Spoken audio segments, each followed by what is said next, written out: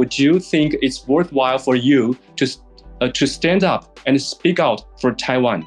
Yeah, absolutely. It is really worthwhile to stand up and speak out for Taiwan because, like I said previously, we have a lot more in common with Taiwan than we do with China. 各位观众朋友，大家好，欢迎收看我的学习笔记。我们今天为大家邀访到一位英国的这个 YouTuber， 他叫 Louis。那这位 Louis 他非常有意思，他先前呢他就到中国大使馆向中国大使馆递交申请台湾护照的申请书，结果呢被中国大使馆撵出来了。撵出来的理由是说要申请台湾护照要去台湾使馆，不要来中国使馆，我们没有办法核发。所以呢他其实就挑动了中国的这个神经。中国人呢表面上说台湾是中国的一部分，可是呢嘴里愿意，身体却挺诚实的，把他撵出来这件事情就证明了台湾不是中国的一部分。所以 Louis 的行动呢为我们证明了这一点。透过今天的访谈呢，来看看一个英国的 YouTuber， 一个英国人怎么样看台湾。Hello, Mr. Louis. I'm Augustine Liao. It's very pleasure to have you with us. Could you introduce yourself? Sure, yeah, sure. So my name's Louis and I come from the UK. I've lived in both Taiwan and China. I lived in China for 7 years and I lived in Taiwan for 2 years. I was teaching English in both countries. And then when I was in Taiwan, I decided to become a YouTuber. And that is what I do right now. I have several YouTube channels where I talk about the politics between Taiwan and China, the differences between the two countries, and why I support a democratic country over an authoritarian nightmare of a country. And that's what I do. So it's very nice to be here today. Yes. Thank you for having me. Yeah, thank you for to share with us. And you have lived in Taiwan before. Could you please share with us what are the most attractive features of Taiwan to you? So, I lived in China for 7 years and Taiwan for 2. And I think the most attractive feature of Taiwan, what stands out the most for me about Taiwan is that Taiwan is definitely not a part of communist China. So let me just give you an example. So Taiwan is a thriving democracy and China is not. Your leaders in Taiwan, they're democratically elected by the people and they work for the people. And in China, the Communist Party decides who the leader is and they rule everything and the people have absolutely no say about it. And the Taiwanese people that I met, they are very, very passionate about politics. And in Taiwan, you have a lot more in common with the UK than you do with China. Okay, you've got amazing healthcare, you've got political freedom, and it's nothing like that in China. And I think that democratic countries should stick together and we should really champion our way of life over these authoritarian countries. You know what I mean? Like our countries, they're not perfect. They're definitely not perfect. But I'd much rather be able to criticize my government, and just talk about politics rather than being thrown in prison or get in trouble just for comparing a leader to a cartoon character, like the whole Winnie the Pooh thing. So what stands out about me for Taiwan is that it's really a democratic country. So many websites around the world, they talk about how Taiwan is a more democratic country, even more democratic than the United Kingdom. I think what I hear is that you think that Taiwan and Britain have a different culture, but we share the same institution, democratic institution. And although Correct. We have Taiwanese and Chinese have the same or the similar culture, but we share a different institution. And it reminds me that very great writers, British writer George Orwell, many decades ago, reminds human beings that George Orwell, many novels he wrote decades ago want to say that human beings pursue freedom. It's a human nature, and all the authoritarian leader want to propagate to his people that they have to give up their freedom to some authoritarian leader, and to give up their freedom and to trust him and give up their soul. Yes, so I think democratic institution, the democratic system is not about culture, it's about human nature. Yes. Absolutely. And, yes. And the second question I want to say is that from a foreigner's point of view, would you think it's worthwhile for you to stand up and speak out for Taiwan? Yeah, absolutely. It is really worthwhile to stand up and speak out for Taiwan because, like I said previously, we have a lot more in common with Taiwan than we do with China. And China is bullying Taiwan right now, threatening to invade, saying that they want to take over Taiwan and install their authoritarian nightmare of a government onto the Taiwanese people. So I think it's definitely worth standing up for Taiwan, which is why I make my videos. And like I said previously as well, if you look at many websites online, they give countries a freedom score. And Taiwan is often above the UK in terms of freedom, political freedom, and that kind of thing. And that means that the United Kingdom can learn a hell of a lot from Taiwan. So it makes me feel really annoyed that Taiwan is unfairly dismissed by the United Nations. And these authoritarian countries like China, they have a say in how countries like my country, the UK, says things about Taiwan. It just really annoys me how we've ended up in this situation. And I think it's absolutely one of the most important things, especially in my world, to stick up for Taiwan. Okay, so do you think nowadays Europeans or British have more good view of Taiwan, and how could you think people in Britain can do to push your government to do something for Taiwan in their international situation? Yeah, sure. That's a good question.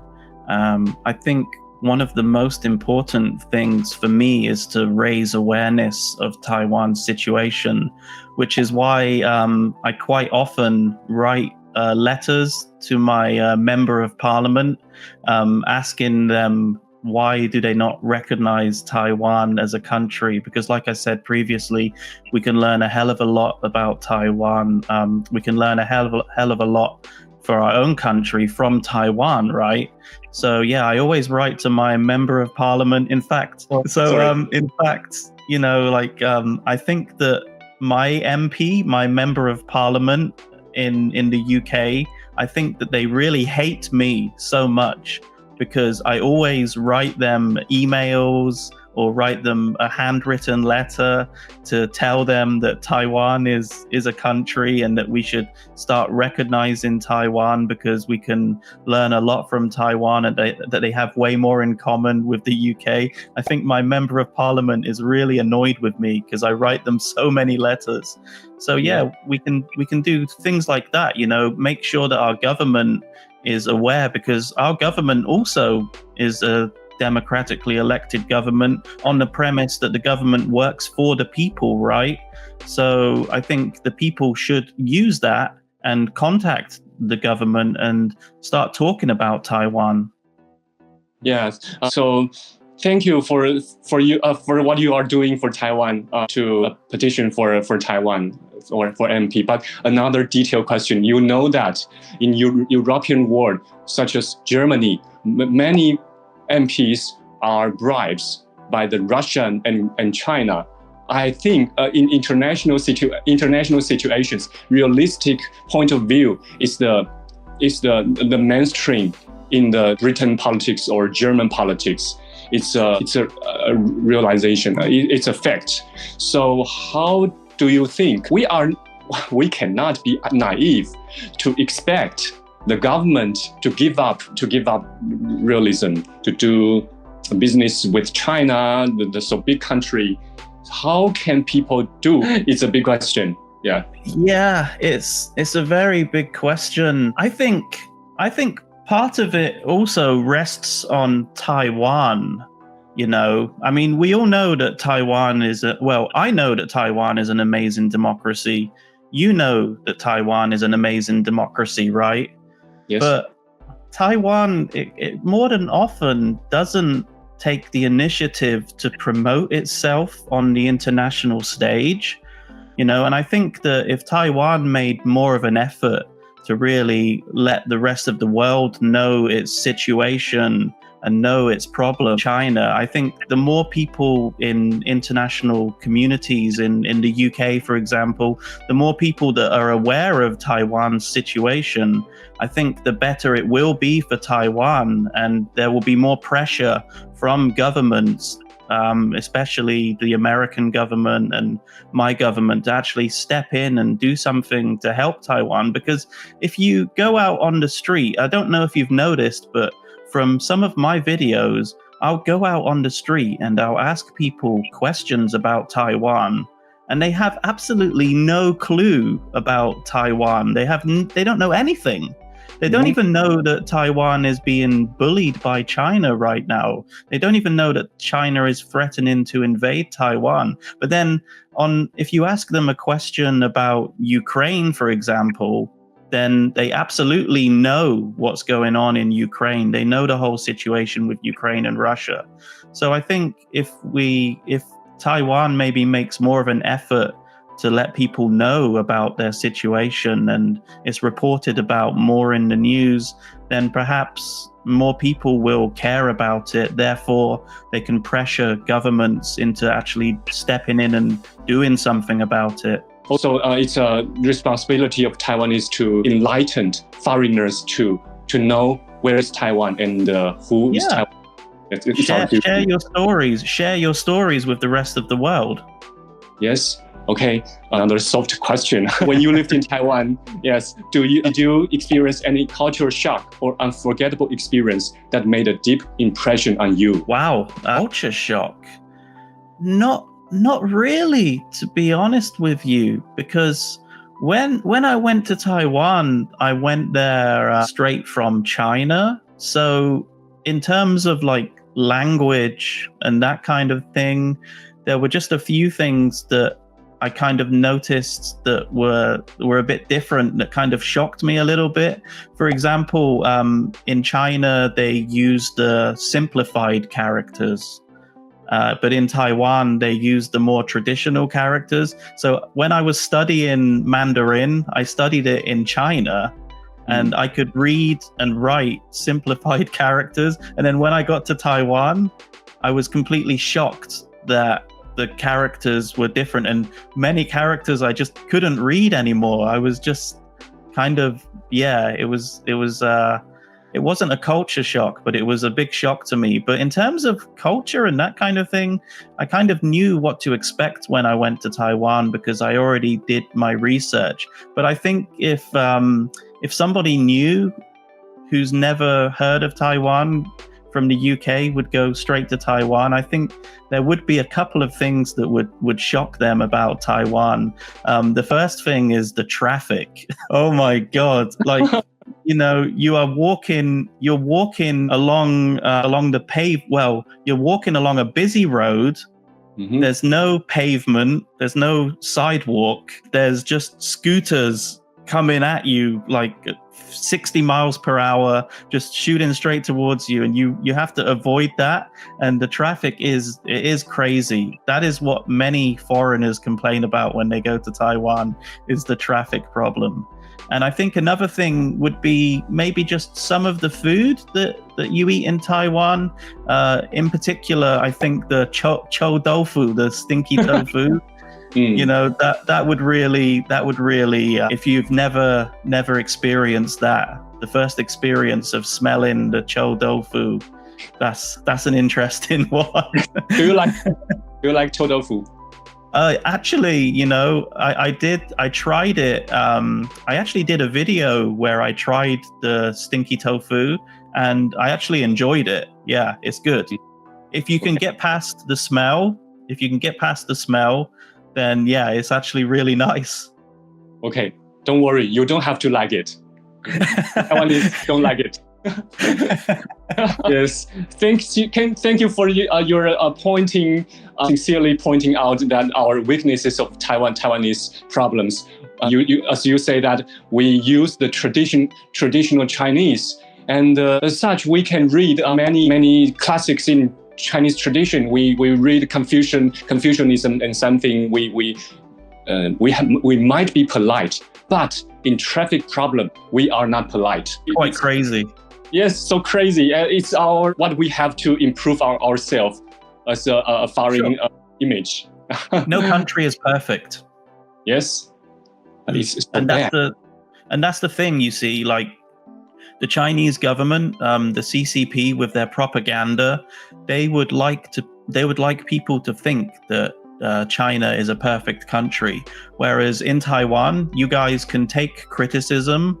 You can admit your mistakes and you can learn from your mistakes. But in the CCP, in China, there's no learning from your mistakes because the government would like people to think that they are perfect and they can do no wrong. And that's the big difference. Yes, you are right. The spirit of freedom is the origin of creativity. Many societies is like so, have the situation. So Taiwan has the creativity because of the spirit of freedom, because Absolutely. of our institution. Yes. And okay, as you said that China has always declared that Taiwan is part of China and will not give up using force to unify Taiwan. As a result, the British magazine Economist and many Westerners in Europe and USA consider Taiwan to be one of the most dangerous places in the world. After you have actually been to Taiwan, do you really feel that the situation in Taiwan makes you feel so dangerous? Honestly, my personal opinion is no, not at all, not even a little bit. Just the traffic is dangerous. But I feel like it's no. I think for me, I think that China is just blustering, and they've been saying that they're going to invade Taiwan for the last 80 years, I think it is. Is it 79 years? You know, it's been a long time and they haven't done anything. And I think the world is a different place from what it was when they first started threatening to invade. And I think that if they do invade, it's going to be a huge mistake. And I think that deep down, the CCP knows that they can't really invade Taiwan. It wouldn't be possible, honestly. So when I'm in Taiwan, I think the feeling that I get from the people, the Taiwanese people, is that they're so used to it. It's just normal life for them. This whole threat of invasion, it's always been there. And they're just so used to it that it's just normal. So I don't feel like there's a threat at all, really. But you never know. You never know with the CCP. But in terms of living there, I didn't feel like it was dangerous. I would always see the fighter jets. You know, every Chinese jet makes an incursion into Taiwanese airspace, I would always see Taiwanese fighter jets flying through, patrolling the air, because I lived in Taichung, which is in central Taiwan.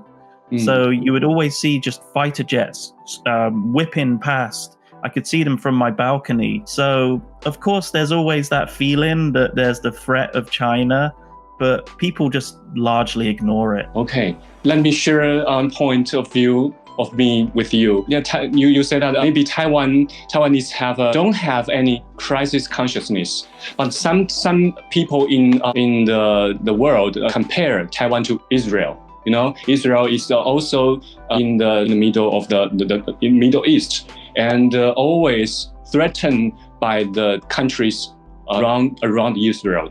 And something is, and they say, I many years ago, I watched the Al Jazeera, and reporters asked the former Prime Minister Bennett, and the journalists asked that West Bank in the international law is okay. Israel occupied the West Bank and it disobeyed international law. What do you think? He said that you have to change if you have changed the Bible, we can change our situation.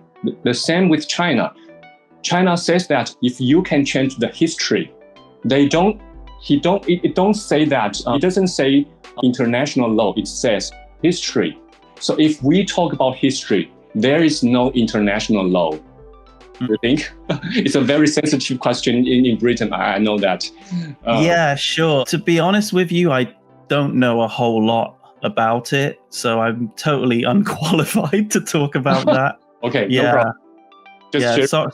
Sorry. No problem. Yes, if you have the opportunity to visit Taiwan again, what would be the first trip you would like to organize?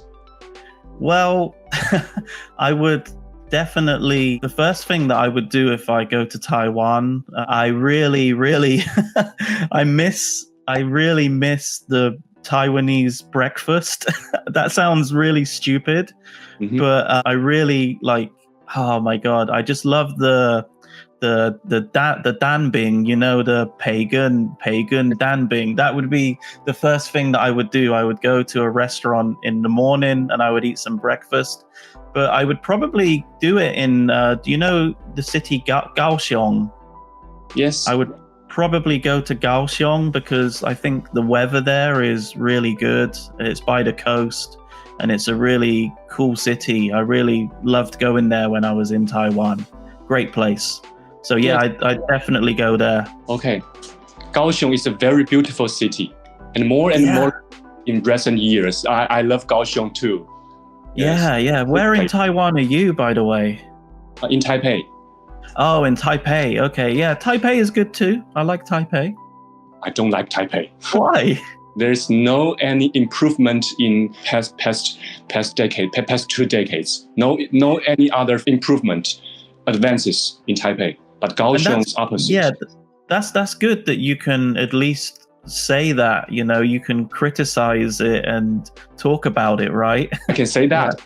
Criticize our government, and I will not be censored or be prisoned. Exactly. You can say it's the government's fault, and you're not going to be locked up and thrown into some re-education center. Yes. Yeah. Oh, also, one more thing. If I go back to Taiwan, I would definitely go to one of your amazing night markets. Now, my favorite night market was Fengjia night market. Oh, Taichung. In Taichung, yeah. It's amazing. They've got some amazing food and just lots of cool things going on, and it's really vibrant and that's an awesome experience. If anybody goes to Taiwan and they don't go to the night markets, they must be crazy, because that is Taiwanese culture. Yes, Fengjia is very good, and you have to plan to Taiwan very quickly. Yeah. Okay, in your personal experience, what is the biggest difference between Taiwanese and Chinese people? Wow, that's a good one. Now, I just want to say that I've met lots of great people when I was in China. And I've met lots of great people in Taiwan as well, in both countries. But if you're asking me in general terms, I think that the people in Taiwan, they're more accustomed to foreigners. And that's one thing that I really noticed about when I was living in both countries. And I think that probably comes from the fact that in Taiwan, you have more freedom to look at foreign websites and consume foreign media. Nothing is blocked by your government. So you have more of a chance to sort of like see what life is like for a foreigner, and you can understand foreigners more. In China, everything's blocked, so they don't really have that chance. So when they actually see a foreigner on the street, it's almost like they've seen an alien.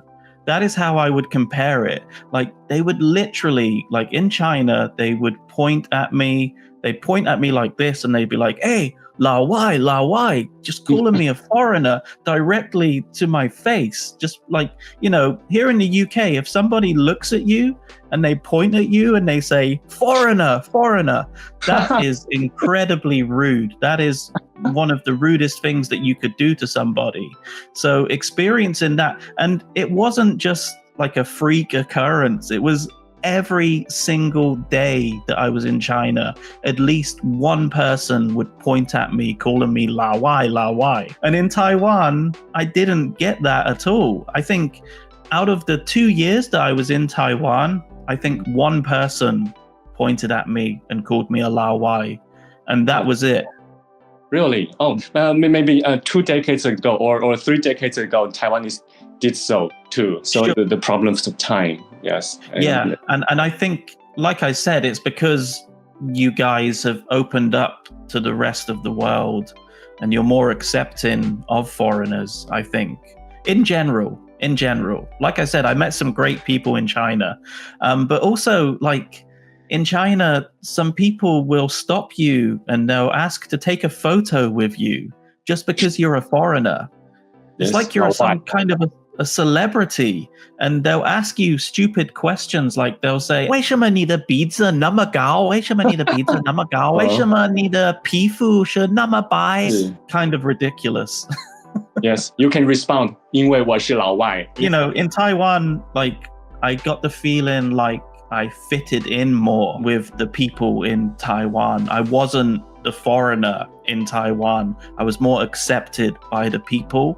And for a foreigner living in another country, that is what you want. You want to be accepted by the people. You don't want to be this weird foreigner that everybody looks at. Okay, so you think Taiwan is a more comfortable place than China, as you feel? Well, it depends, right? I mean, if you're a really narcissistic individual, then China would be the best place, because you want people to be looking at you and talking about you and taking photos with you and that kind of thing. But for me personally, I'm more of an introvert. I'd rather just sort of put my head down and walk down the street and nobody look at me. So for somebody like me, Taiwan is perfect. Okay. And undoubtedly, the culture or history of any country is too complex to be summarized in a few words. However, if you were asked to briefly explain the relationship between Taiwan and China in just 1 minute, how would you explain it? I can do it in 10 seconds. Yeah, Taiwan is not a part of communist China, never has been, and it never will be. And that's all that you need to know about Taiwan and China's relationship. Taiwan is Taiwan. China is China. They're two different countries, and that's how they should be treated. Okay, thank you. That's very simplistic and clear and good explanation. Thank you. Thanks a lot. Mm-hmm. Okay, in recent years, Taiwan has gained international attention because its technology industry plays a key role in the global industrial chain. This has made Taiwan a geopolitical power that international powers see as a small country that must be drawn in. From your perspective as a Briton, what do you think of Taiwan's international status? Do you think that the technology industry has indeed given Taiwan a positive international image? Yeah, absolutely. I think that, because Taiwan has the headquarters of TMC, which produced the silicon chips. And I think that because of this is one reason that a lot of politicians use that we should defend Taiwan, because of the silicon chip industry. Because if you look at any piece of technology in your home, like computer, television, your mobile phone, that kind of thing, then without Taiwan, none of that would be possible. So yeah, it's definitely bolstered Taiwan's international image, being this technological powerhouse that it's known as. And I think that really is amazing for Taiwan. But again, if you just ask the average person on the high street, if you say to them, what is Taiwan famous for? They have no idea. So that's part of my job, to tell people and inform people about what Taiwan is famous for and why Taiwan is worth defending in this crazy world that we live in. So yeah, silicon chips, awesome, great. But I think people need to know more about Taiwan other than just that it's great at making chips. Okay. Do you think many Britons know the fact, or how does the British government do what does the British government do, or did they care about Taiwan's semiconductor industry in British foreign policy consideration? Yeah, of course they do, because it's really, really important. Like I said, we wouldn't have any of this technology in our homes if it wasn't for Taiwan. And I think British politicians definitely know the importance of this. But unfortunately, China has a lot of say in how other countries, even other countries' governments, run their countries. China has a lot of influence. Just recently there was that case there was a Chinese spy from China. Her name was Christine Lee, and she was giving donations to one of the Labour MPs, sending him donations. And now obviously they deny that she had any influence. But if somebody's giving you a lot of money, then of course that is going to give them some kind of influence over your politics, right? So there is a lot of CCP influence, and they have a lot of money, and they are able to bribe MPs and people in parliament, and that's quite scary. So yeah, it's just, oh man, it really, really makes me feel annoyed actually that this kind of thing happens. What do you think are the biggest challenges facing Taiwanese in the international arena today? Can you offer any specific advice? I would say that the biggest challenge is just making people aware of your problems, because right now the whole world is focused on Ukraine and Israel, and there's not really a lot of room for Taiwan in that whole thing, because you look at the news, it's all about Israel, it's all about Ukraine. So I think Taiwan really, really needs to try and push the situation and push the importance of the situation. Now, I'm not really sure what Taiwanese people can do, but I think the government in Taiwan can definitely try to push the importance. And also, I think one way of doing that would be to really push tourism in Taiwan more, because, when you talk about people traveling to Asia, it's always they go to Thailand, they go to Japan, they go to Vietnam, but they never go to Taiwan. And I don't understand why tourism isn't such a huge thing in Taiwan, because Taiwan is one of the most beautiful countries in Asia. I think it's the heart of Asia, right? So I think if tourism is pushed more to Taiwan, I think more and more people will go there. They'll come back to their countries and they'll share Taiwan's story with the rest of the world, because, Taiwan is a fantastic country. And it's definitely worthy of people going there. And for some reason, your government, I don't really see much about tourism in Taiwan pushed to my country. So I think that's a start, at least. Okay, so it's a very important to let our government to know that tourism, they have to promote advances tourism to the foreigners, for Westerners. Yes, I think so. Yeah, I think so. You tell the Laowai to come to Taiwan. Yes. Thank you. And as you say that China has a sharp power, Taiwan, Taiwan have to use some power to resist the sharp power, we just have the soft power, like tourism, like our culture. We use this kind of soft power as a small country to resist big country, large countries. Sharp power to penetrate. Yeah, you make a good point there. I think that soft power is incredibly important. I mean, you already have a lot of Taiwanese dramas that people watch. Like Taiwanese drama is really popular in the UK and in foreign countries.